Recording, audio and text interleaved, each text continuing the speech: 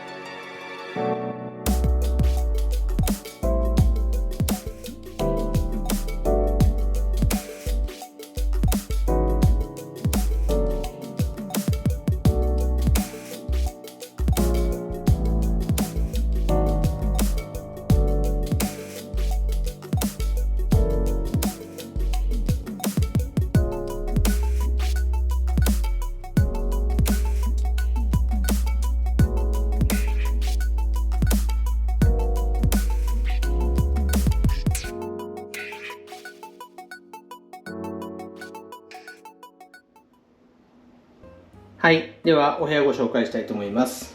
まず、お部屋の場所ですが、エレベーターを降りて、こんな感じの今日はこちらのお部屋になります。はい。では、早速行ってみたいと思います。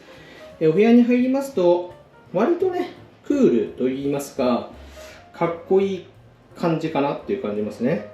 おしゃれな感じ。まあ、ライフスタイルホテルっていう感じですかね。はい。で、まず、入るとこの辺が、オープンなクローゼットなスペースになります。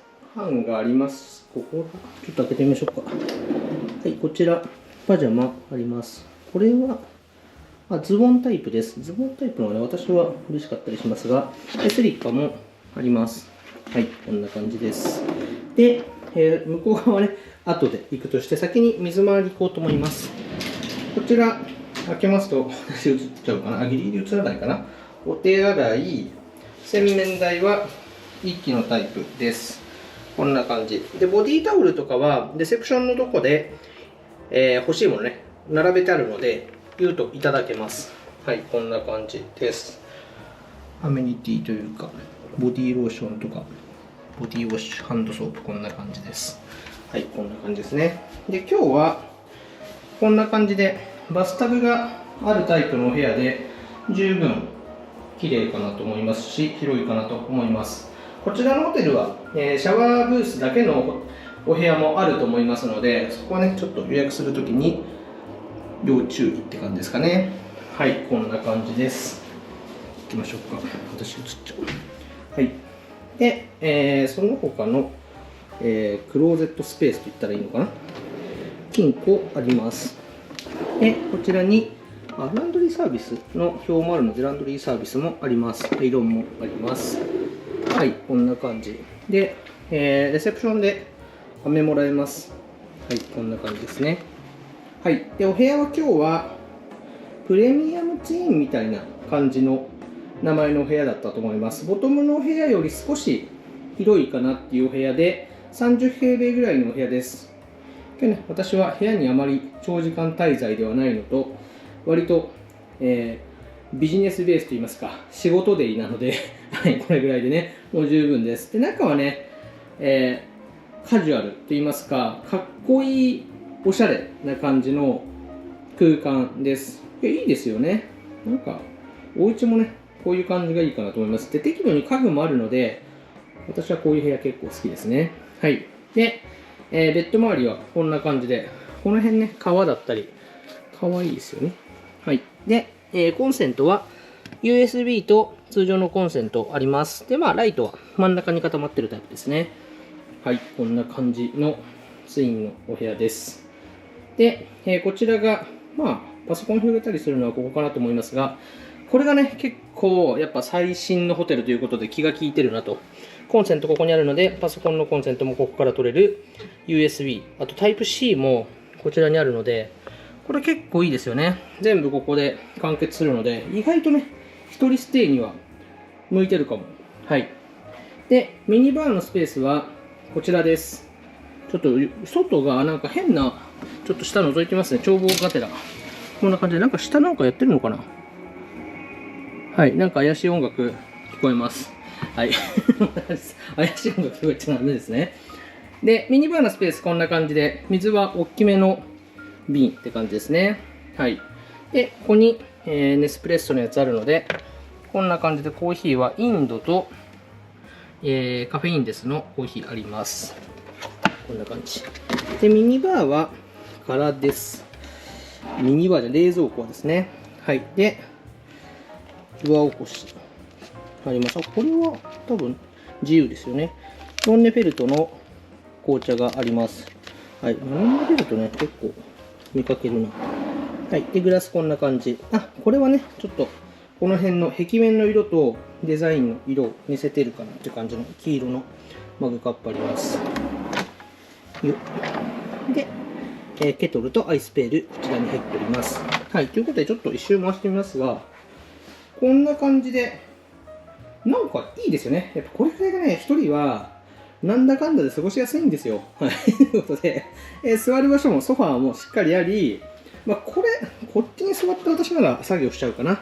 ちょっとあれは、椅子がね、背もたれが倒れすぎてるのと低いかなと思うので、こっちがいいかなと思いますが、こんな感じのお部屋になります。はい。で、こちらにインルームダイニングのメニューあるので、たまにはね、こういうのを取ってみましょうか。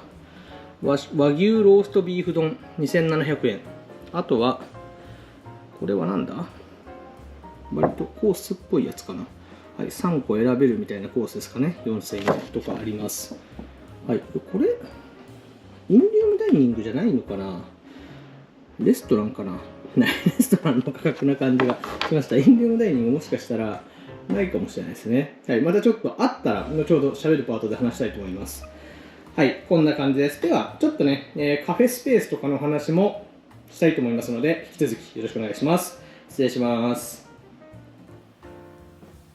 はい、よろしくお願いします。今日はこちらですね。ルームキーは IHG グループのルームキーになりますが、IHG グループのボコさんをご紹介したいと思います。はい、ボコ大阪セントラルさんですね。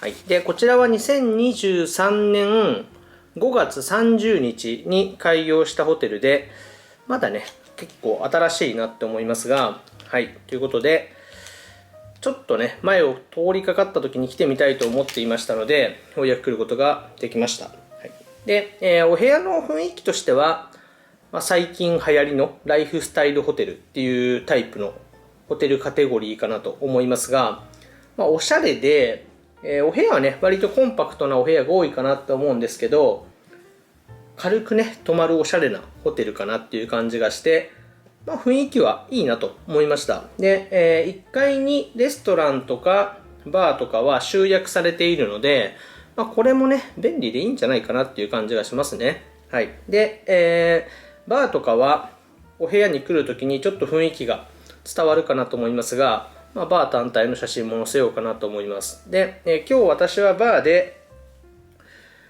モヒートと、コーヒーゼリーを夜いただきましたが、お昼の時間ですか？アフタヌーンティーのような時間ですね。昼食後の時間は結構賑わってますね。ほとんど女性の方だったかなと思うんですが、ティータイムっていう感じでケーキとかを食べてる方が結構いましたが、夕方以降はかなり空いているので、ぶらっとね、こちらのバーだけをね、利用するっていうのも結構いいかなと思いました。はい。